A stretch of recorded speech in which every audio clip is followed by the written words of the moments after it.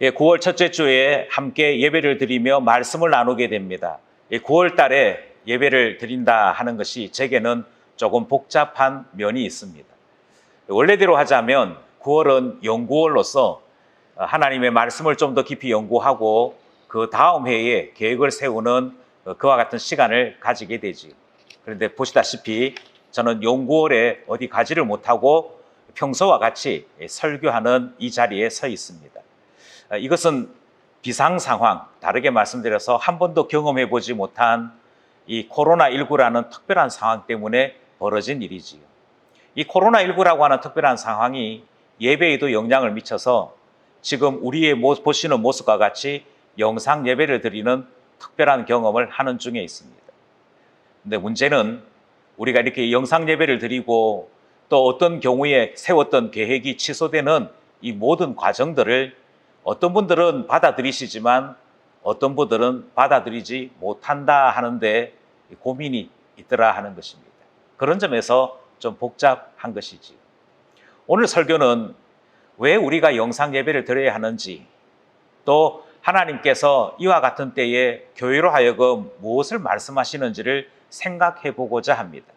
그러나 동시에 우리는 모든 설교는 하나님 말씀을 말씀대로 설교해야 되는 줄을 알고 있기에 한편으로는 본문 말씀을 해석하고 본문 말씀의 뜻을 밝히는 일을 해야겠고, 또 한편으로는 이 코로나19 상황에 대하여 말씀을 드려야 되는 그 이중적인 목표를 가지고 오늘은 예배드리게 되는 것입니다. 먼저 우리가 함께 고민하고자 하는 것은 너무도 잘 아는 말씀인데도 오해하고 있는 것이 참 많은 요소들이 있더라 하는 것이죠. 그럼 무엇이 오해하고 있는 것이냐? 가장 대표적인 오해는 어려운 이웃을 도와주라 하는 말씀으로 이해한다는 것입니다. 그러니까 어려운 이웃을 도와주라 하는 말씀으로 이해하는 이것이 사실은 본문을 제대로 해석한 것이 아니다라고 말씀드리려고 하는 것입니다. 먼저 본문에 대해서 우리가 기억해야 될 것은 본문이 영생에 대하여 말씀하시는 것으로 출발합니다. 이것이 오늘 본문 출발 내용이지요. 25절입니다. 25절, 어떤 율법 교사가 일어나 예수를 시험하여 이르되 선생님, 내가 무엇을 하여야 영생을 얻으리까? 이렇게 시작합니다. 그러니까 본문의 출발이 어떤 율법 교사가, 율법 선생이 예수님을 시험하고자 던진 질문에서부터 오늘 본문이 시작되는 것이지요. 그런데 그 질문의 주제가 영생입니다. 영생 어떻게 얻느냐? 이것이 율법 교사가 예수님께 시험코자 던진 질문인 것이죠. 그러므로 이 선한 사마리아인에 대한 비유는 영생에 대한 질문과 답을 항상 기억하면서 들어야 되는 것이죠. 영생이라고 하는 이 문제는 신앙생활의 핵심 중에 핵심 아니겠습니까? 왜 신앙생활 하십니까? 라고 이야기할 때 예수 그리스도로 말미암아 죄 사함 받고 그와 함께 영원히 살고자 하는 영생, 구원에 대한 이 소망 때문에 우리는 신앙생활을 하는 것이지요. 그러니 오늘 이 본문은 신앙생활의 핵심 문제를 다루는 것입니다. 구원 문제 다루는 것이고요, 영생의 문제를 다루는 것입니다. 그러니 어려운 사람 도와주자라고 하는 일반적인 윤리 문제가 아니다라고 하는 것입니다. 또 다르게 어떤 분들은 이 본문에서 예수님에 대하여 시험에 들고자 질문하는 이 율법 교사에 대해 예수님께서 말싸움으로 승리하신 그런 정도로 이 본문을 이해하는 경우도 있습니다. 마치 서로가 서로에 대해서 누가 말 더 잘하는가라고 하는 문제이거나, 또는 윤리적으로 어떤 것이 옳은 행동이고 어떤 것이 좀 더 나은 도덕적인 삶인가, 이것에 대한 말씀 정도로 이해하더라 하는 것입니다. 그러니까 우리가 지금 주목하고자 하는 것은 지금 영생에 대한 이야기를 율법 교사와 예수님이 함께 대화를 나누시는 것입니다. 그리고 이 영생이라고 하는 주제는 이미 말씀드린 대로 신앙의 핵심 중에 핵심이 되어지는 내용이지요.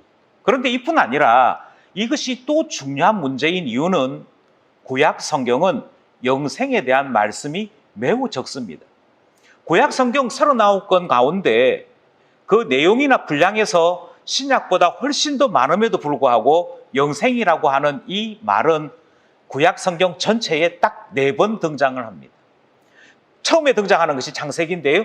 창세기 3장에서 무엇이라고 하나님 말씀하시냐면 이 사람들이 영생을 얻을까 해서 이제는 에덴 동산에서 쫓아내야겠다. 화영검을 두고 이들이 들어오지 못하도록 막아야겠다. 그래서 생명나무의 열매를 먹지 못하도록 막아야겠다 할 때 그때 영생이라는 단어 등장합니다.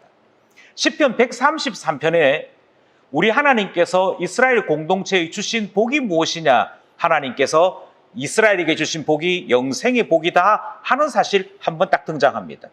그리고 나머지 2번은 다니엘서에 등장하는데요. 다니엘서 4장에서 느부갓네살이 하나님을 체험하고는 하나님에 대하여 찬송할 때 영생하시는 하나님 이럴 때 한 번 등장합니다. 그러니까 사람에게 적용된 것이 아니지요. 마지막으로 등장하는 것이 다니엘 12장에 등장을 하는데요. 다니엘 12장에 가서야 사람이 자다가 깨어나서 영생을 받는 자도 있을 것이다 라고 하는 예언의 말씀에서 드디어 이 영생에 대한 단어가 등장을 합니다. 그 4번 등장하지요. 그런데 4번 등장할 뿐 어떻게 영생 얻는지에 대해서는 한 번도 등장한 적이 없습니다. 그래서 이 율법 교사가 예수님을 시험하고자 물어보는 것이지요. 영생 어떻게 얻습니까? 이 말은 나는 구약에 정통한 사람으로서 알고 있는데 예수님이 당신은 과연 영생 얻는 법을 제대로 알고 있는지라고 하는 것에 대한 실험이고 예수님께서 구약에 대하여 얼마만큼 정통한지를 물어보는 그와 같은 시험이 되어집니다. 그런데 예수님께서 이것에 대해 대답지 아니하시고 도리어 율법 교사에게 질문으로 대답을 이끌어내십니다. 26절 말씀입니다. 예수께서 이르시되 율법에 무엇이라 기록되었으며 내가 어떻게 읽느냐? 당신이 율법 교사니까 더 잘 알지 않겠느냐? 당신이 말해보라. 도대체 구약 율법에는 어떻게 기록되어 있느냐라고 물었던 것입니다. 그러자 이 사람이 자기의 대답을 27절에 밝힙니다. 27절 대답하여 이르되 내 마음을 다하며 목숨을 다하며 힘을 다하며 뜻을 다하여 주 너희 하나님을 사랑하고 또한 내 이웃을 내 자신같이 사랑하라 하였나이다. 이렇게 대답한 것이지. 그러자 예수님께서 28절에 칭찬을 하십니다. 28절 예수께서 이르시되 내 대답이 옳도다. 이를 행하라. 그리하면 살리라 하십니다. 우리가 미리 알아야 할 것은요. 이 율법 교사의 이 대답은 평범한 대답이 아닙니다. 정말 구약 성경을 통달하고 그 의미를 어느 정도 이해한 사람만이 대답할 수 있는 내용입니다. 먼저 이 본문, 그러니까 27절에서 율법 교사가 대답한 것은 성경 한 구절을 인용한 것이 아닙니다. 성경 여기저기를 종합한 것이지요. 적어도 2개의 구절을 묶은 것입니다. 그렇게 해서 대답하는 것인데요. 먼저 신명기 6장 5절에 있는 말씀을 인용했습니다. 너는 마음을 다하고 뜻을 다하고 힘을 다하여 내 하나님 여호와를 사랑하라. 이것이 신명기 6장 5절 말씀이거든요. 이 부분을 가지고 와서는 하나님을 사랑하고 라는 것에 대해 대답을 한 것입니다. 두 번째는 레위기 19장에 있는 말씀을 가지고 왔거든요. 원수를 갚지 말며 동포를 원망하지 말며 내 이웃 사랑하기를 내 자신과 같이 사랑하라. 나는 여호와이니라. 이 말씀을 가지고 온 것입니다.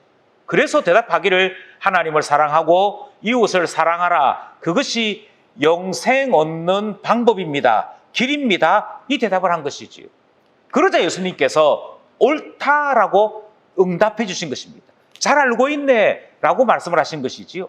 그래서 이 율법 교사의 질문에 예수님의 대답이 이렇습니다. 어떻게 영생을 얻느냐? 영생 얻는 비결이 무엇입니까? 예수님의 대답은 이것입니다. 사랑하는 것이다.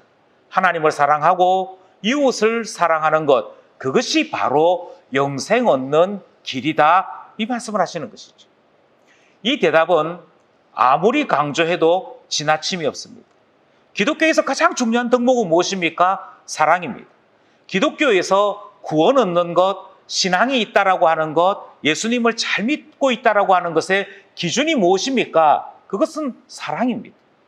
사랑하지 못하던 우리가 예수님을 알게 되어지면서 사랑하는 사람이 되어질 때 우리는 오늘 본문 말씀처럼 구원 얻은 사람, 영생에 이른 사람이라고 하는 뚜렷한 표시를 드러내는 일이 되는 것이지.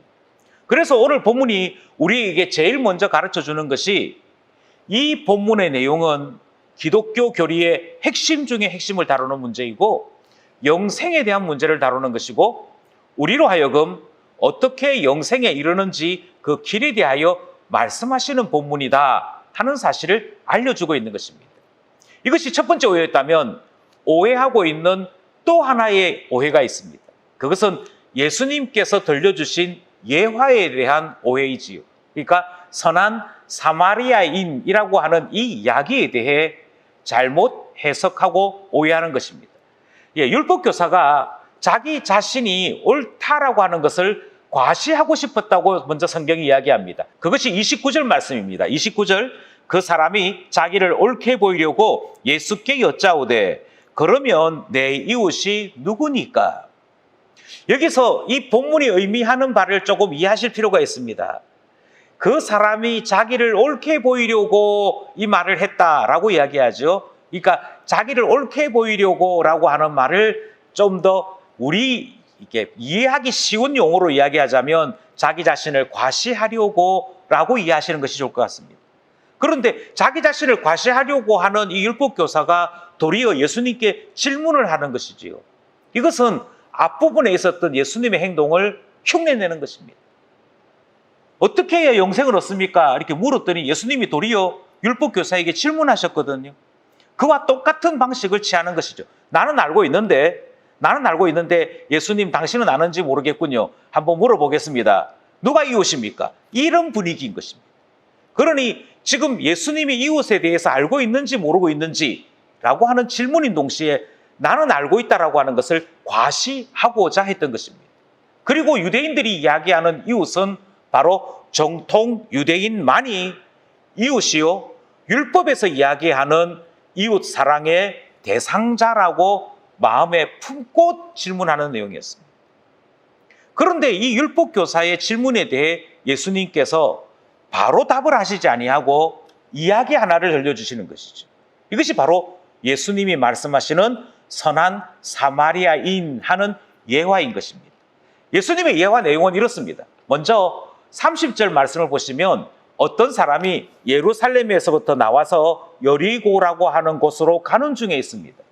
예루살렘에서부터 여리고는 골짜기로 되어 있고 길이 험하고 그 주변이 동굴이나 또는 늪이나 이와 같은 사막, 광야 지역으로 길이 이어져 있습니다. 그래서 오랜 시간 동안 이곳에는 강도들이 많았고 사람들이 물건을 빼앗을 뿐 아니라 생명을 해하는 일도 자주 일어나는 곳이었습니다. 아무튼 30절에서 어떤 사람이 예루살렘에서부터 여리고라고 하는 그 악명 높은 길을 가는 중에 아니나 다를까 강도를 만납니다. 그리고 성경 말씀을 보니까 옷이 벗겨졌고 거의 죽게 되어집니다. 그러니까 수치와 모욕을 경험하는 것이고요. 생명이 그야말로 이 총각에 달하는 위기 상황을 맞게 되는 것입니다. 그러자 한 사람이 지나갑니다. 한 제사장이 지나가게 되는데 피하여 갔다라고 이야기합니다. 못 본 것이 아니고요. 피하여 갑니다. 그 다음 사람이 레위 사람인데 이 사람도 역시 마찬가지로 피하여 갑니다. 이번에는 어떤 사마리아인이 여행을 하다가 이 사람을 보고 불쌍히 여기게 되지요. 그리고는 돌봐주는데 주막에서 돌봐주고 그 치료 비용까지 부담하는 것을 예수님께서 말씀하여 주십니다. 그게 세 사람이 등장했습니다. 제사장이 등장했고 레위 사람이 등장했고 어떤 사마리아인이 등장을 한 것입니다. 선한 사마리아인 예화는 내용이 이것입니다.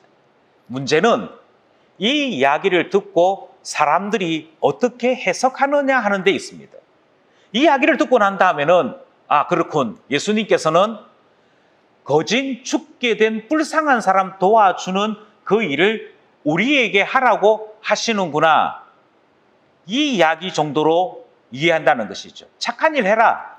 어려운 사람은 도와줘야 된다. 이렇게 이해하니까 조금 전에 이야기했던 영생에 대한 이야기하고 오늘 지금 예수님께서 말씀하신 이 예화하고 사이에 아무런 연관성이 없이 뚝 끊어져 버립니다. 뚝 끊어질 뿐 아니라 예수님께서 말씀하신 이 예화에 대해서는 의무감, 책임감만 이야기하는 식으로 이야기하는 것이지요. 가장 대표적인 적용이 프랑스 형법에 등장을 합니다. 프랑스 형법 63조 2항이 일명 선한 사마리아인 하는 법규칙입니다. 이 내용은 뭐라고 되어 있냐면 자기 자신이나 제3자에게 피해가 가지 않으면서도 도와줘야 될 사람을 도와주지 아니할 때 적어도 3개월에서 5년까지 감옥을 집어넣든지 아니면 360프랑에서 1만 5천 프랑까지 벌금을 가할 수 있다. 이런 내용으로 되어 있죠. 그러니까 도와줘야 되는데 외면하고 지나가면 형사법으로 처벌한다. 이런 내용으로 되어 있습니다. 따라서 이 이야기는 좀 윤리를 가진 사람들이, 사회생활을 하는 사람들이 이제 어느 정도 도덕적인 생활을 해야 되는 것, 책임을 져야 되는 것, 우리의 윤리적인 의무를 부여하는 바로 그런 말씀으로 이해를 했던 것입니다. 그래서 이 말씀은 우리가 불쌍한 사람, 어려운 사람 만나면 도와줘야 된다라고 하는 부담 정도로 이해를 한다는 것이 문제인 것입니다. 그러나 이 말씀은 부담감 가지라고 주시는 말씀이 아닙니다.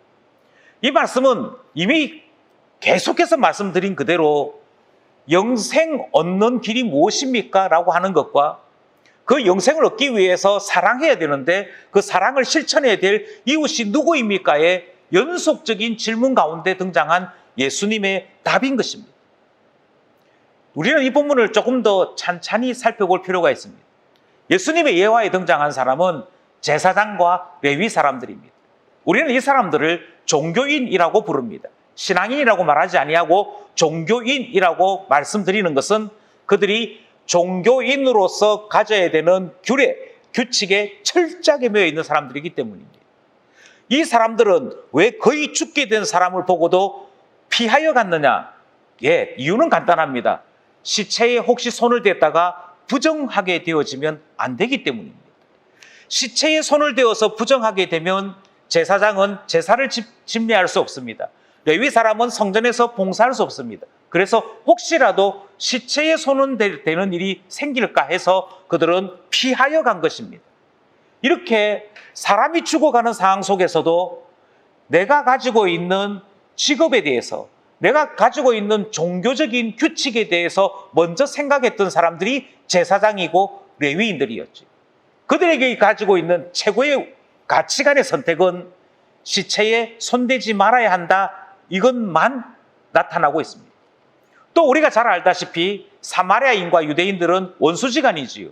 원수지간임에도 불구하고 오늘 본문에서 선한 사마리아인이 이 죽어가는 사람을 도와준 것을 우리는 보면서 정치적인 갈등이 있음에도 불구하고 그것을 뛰어넘는 사랑을 실천하는 대단히 숭고한 사람으로 우리는 본문을 자꾸 생각하는 것이죠.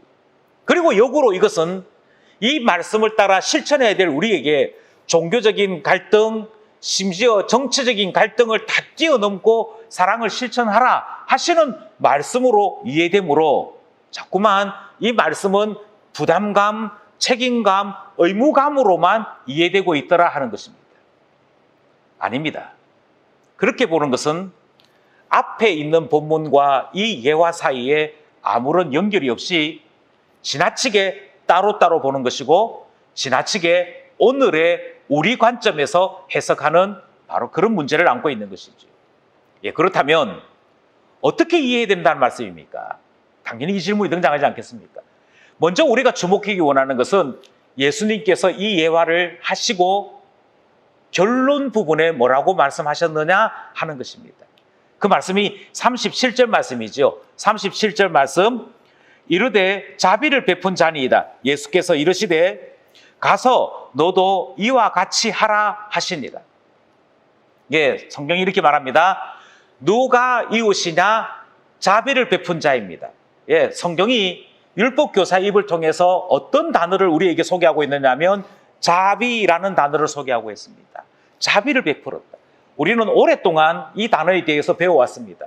성경이 말하는 자비는 은혜라고 하는 단어로 바꿔 이해할 수 있습니다. 긍휼이라고 하는 단어로 바꿔 이해할 수도 있습니다. 사랑이라는 단어도 이해할 수 있습니다.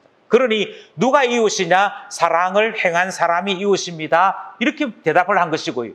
예수님께서 이 대답을 들으시고는 너도 이와 같이 사랑하는 사람이 되라 라고 말씀하신 것이 이 이야기의 결론이 되어지는 것이죠. 여기서 잠깐 우리는 무엇을 고민해야 되느냐면 성경이 우리에게 너도 사랑하라 라고 말씀하셨다는 것입니다. 너도 이와 같이 사랑하라 라고 말씀하신 이 부분에 우리가 집중해야 되는 것은 성경이 어느 때, 어느 경우에 너희도 사랑하라 라고 말씀하시는지를 생각해야 하는 것입니다. 성경이 어느 경우에 우리에게 사랑하라 하시는 말씀을 하실까요? 그것은 사랑을 입은 자에게 주님이 항상 이 말씀을 하십니다. 그저 모든 사람들, 모든 평범한 교회 안에 있던 교회 바깥에 있던 모든 사람들에게 너도 사랑하라 그렇게 말씀하시지 않습니다. 성경은 항상 사랑을 입은 자들에게 그러므로 너희도 사랑하라 그렇게 말씀하시는 것이죠. 성경 한 곳 찾겠습니다. 에베소서 5장 2절입니다. 에베소서 5장 2절 그리스도께서 너희를 사랑하신 것 같이 너희도 사랑 가운데 행하라. 그는 우리를 위하여 자신을 버리사 향기로운 제물과 희생 제물로 하나님께 드리셨느니라. 성경이 뭐라고 얘기했냐면 이렇게 말씀하십니다. 우리 주 예수 그리스도께서 너를 사랑해서 자기 자신을 버리셨다. 너를 사랑해서 자기 자신을 버리셨으니 그러니 너를 사랑한 그대로 너가 사랑을 입은 그대로 너도 사랑하라 라고 말씀하시는 것을 봅니다. 그러니 너도 사랑하라고 하시는 말씀은 아무에게나 주신 말씀이 아닙니다. 사랑을 입은 자에게 주십니다. 사랑을 아는 자에게 주십니다. 그러므로 여기에 등장하는 이 말씀 속에는 예수 그리스도께서 너도 사랑하라 하시는 이 말씀 앞에 이 예화가 우리에게 주는 교훈이 달리 있음을 말씀하여 주시는 것이죠. 그런 점에서 우리는 이 예화를 다시 한번 살펴보려고 합니다. 먼저 예수님께서 말씀하신 이 예화의 첫 출발은 예루살렘에서 여리고로 내려가는 사람에 대한 이야기입니다. 이것은 마치 그림과 같이 주님에게서부터 멀어져 가는 한 사람을 두고 말씀하시는 것과 같습니다. 그는 예루살렘에서 멀어지고 있습니다. 주님에게서 멀어지고 있습니다. 그리고 험한 길, 어둠의 길, 그 길을 향해 가고 있는 사람이지. 결과는 이렇습니다. 그랬더니 그가 거의 죽게 되었다라고 하는 것이 지금 예수님께서 말씀하시는 상황입니다. 여러분, 거의 죽게 되었다라고 하는 이 그림을 꼭 기억하시기 바랍니다. 예수님께서 우리에게 소개하시는 것은 그 길로 갔더니 거의 죽게 되었다. 그리고는 그 다음 이렇게 소개하십니다. 나를 구해줄 만한 그와 같이 기대했던 어떤 사람들도 나를 구해주지 않는다는 것입니다. 그런데 원수였던 그렇게 지냈던 선한 사마리아인이 도리어 이 죽어가는 유대인을 살려줍니다. 그리고 주님이 물으십니다. 이쯤 되어지면 이렇게 질문해야 정상이지 않겠습니까? 자, 이야기 잘 들었지? 너 이 이야기 속에 세 사람이 등장해. 이 세 사람 중에 누가 착한 사람인 것 같아? 라고 질문하셨다면 이 이야기는 착한 사람이 되라 라고 하는 말씀으로 이해하면 됩니다. 그리고 착한 사람이 되는 것이 사랑의 실천이라 그렇게 생각하시면 됩니다. 그런데 예수님이 질문을 어떻게 하시냐면요. 너희는 이 세 사람 중에 누가 착한 사람인 것 같아? 라고 질문하신 것이 아니고 36절 말씀을 보시면 누가 이웃이냐라고 질문하십니다. 36절 말씀 함께 합독합시다.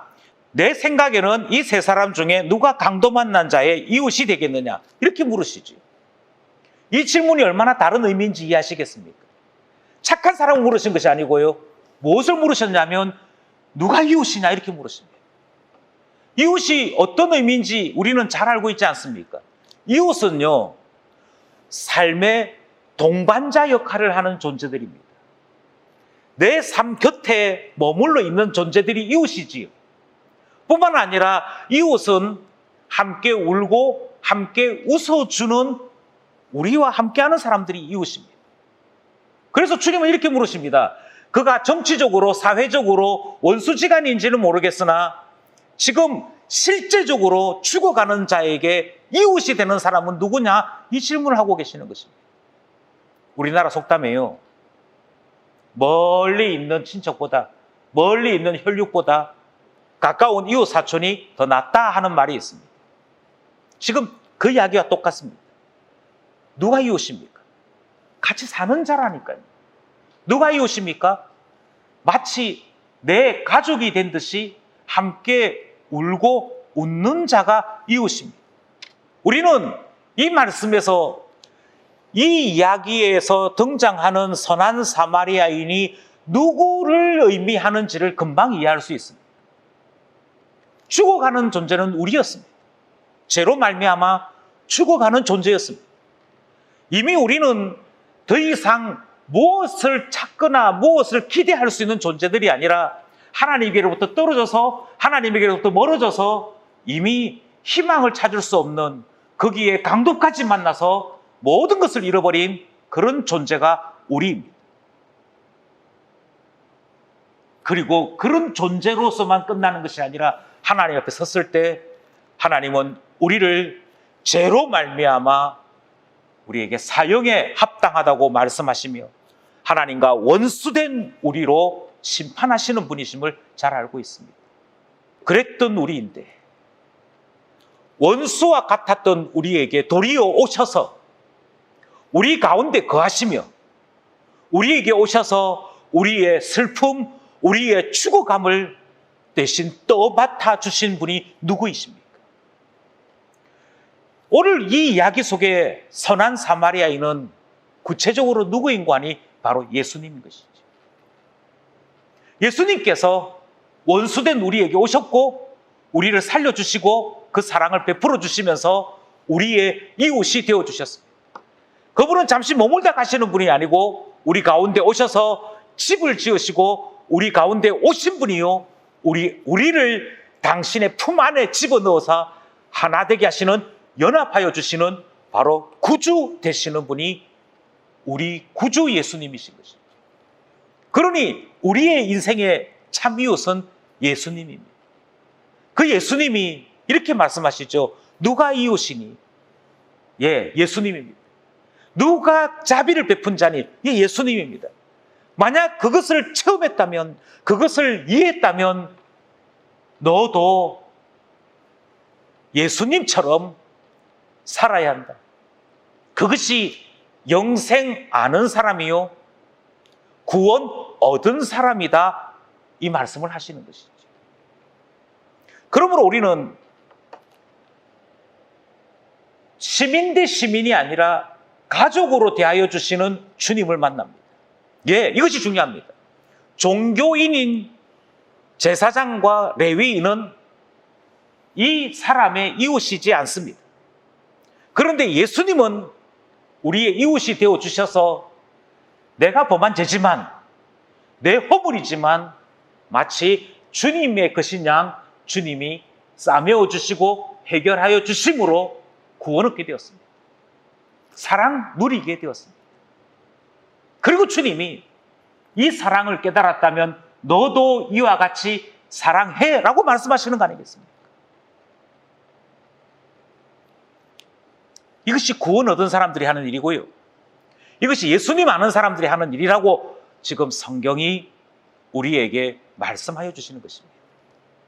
따라서 예수님이 누가복음 10장에서 말씀하시는 선한 사마리아인의 비유는 구원 얻은 자는 당연히 사랑함으로 그 구원의 능력을, 그 구원의 은혜를 드러내며 살아간다라고 하는 제자도에 대한 말씀을 우리에게 가르쳐 주시는 것입니다.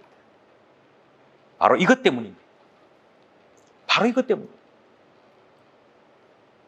코로나19가 확산이 되어지고 여러 가지 고민들이 생겨지는 가운데 어떤 분들은 정부가 교회에 대해서 탄압을 한다거나, 또 어떤 분들은 교회의 권위가 무너지는 일이라고 그러면서 끝까지 맞서 싸워야 된다거나, 영상 예배 또는 비대면 예배를 끝까지 저항해야 된다라고 생각하는 분들을 가끔 만나보기도 했습니다. 처음에도 말씀드렸지만 저는 이 설교를 통해서 왜 영상 예배를 드리는지를 설명드리려고 합니다. 영상 예배를 드릴 때 기준이 무엇이고 왜 우리는 이 일을 해야 하는가? 그것은 바로 오늘 본문 말씀 때문에 이 결정을 하게 되었습니다. 코로나19 이야기가 나오자마자 제 아내가 저한테 이런 말을 하는 거예요. 당신은 특별히 폐가 약하니까 조심해라. 예, 가족들은 이렇습니다. 이웃은 이렇습니다. 정부와 교회의 관계가 어떻는지 그것이 중요한 것이 아니고요. 지금 이 일이 나의 가족들에게는, 나의 이웃에게는 어떠한 것이 최선의 조치일까? 여기에 관심이 제일 먼저 가게 되죠. 예, 누가 이웃이냐라고 말씀을 하실 때에 이 진짜 이웃은 이 일이 우리 이웃들에게, 우리에게 어떤 영향이 있을까? 어떤 것이 최선일까? 그것을 먼저 생각하게 되는 것이죠. 우리의 관심은 딱 두 가지입니다. 누가 죽어가는 자냐? 무엇을 결정했을 때 누가 어려움을 당하게 되는 것은 아닌가? 거기에 관심이 있습니다. 저희 교회는 약간의 질환으로도 치명을 입는 호흡기 환자들이 다수 계십니다. 제일 처음 이 이야기가 나왔을 때 전화를 하신 분이 계세요. 목사님, 죄송합니다. 이번 주부터 교회 못 갑니다. 저희들은 폐가 너무 약해서, 호흡기가 너무 약해서 이 병에 잠깐이라도 노출되면 생명이 왔다 갔다 합니다. 그래서 못 갑니다. 라고 말씀하시는 분이 계시더라고요. 예, 저희 관심은 그것입니다. 우리의 이웃, 우리의 믿음 공동체 안에 있는 우리의 가족들 중에 혹시 죽어가는 사람이 있는 것은 아닌가? 두 번째는 우리가 이웃으로서 어떻게 행동하는 것이 자비를 베푸는 일이고 사랑을 베푸는 일인가? 어떻게 하는 것이 예수님 닮는 일이 되는가? 거기에만 관심이 있습니다. 그래서 우리는 영상 예배 드리는 것입니다. 누가 환자인지 모르니까요. 누가 확진자인지 모르니까요. 그리고 안심해도 될 만한 그 상황이 되어질 때만 일하려고 하는 것입니다. 왜냐고요? 주님이 이웃이 되라고 하셨기 때문에. 너도 이와 같이 사랑하라고 하셨기 때문에. 그래서 저희는 지금까지 영상 예배를 드리면서 우리의 교우들을 어떻게 하든지 보호하려고 하고 있는 것이고요. 이웃이 되려고 하고 있는 것이고요. 주님이 사랑하셨듯이 사랑하려고 하고 있는 것입니다. 저는 설교를 마무리하면서 이 말씀을 드리고 싶습니다. 주님의 말씀은 대단히 간단합니다.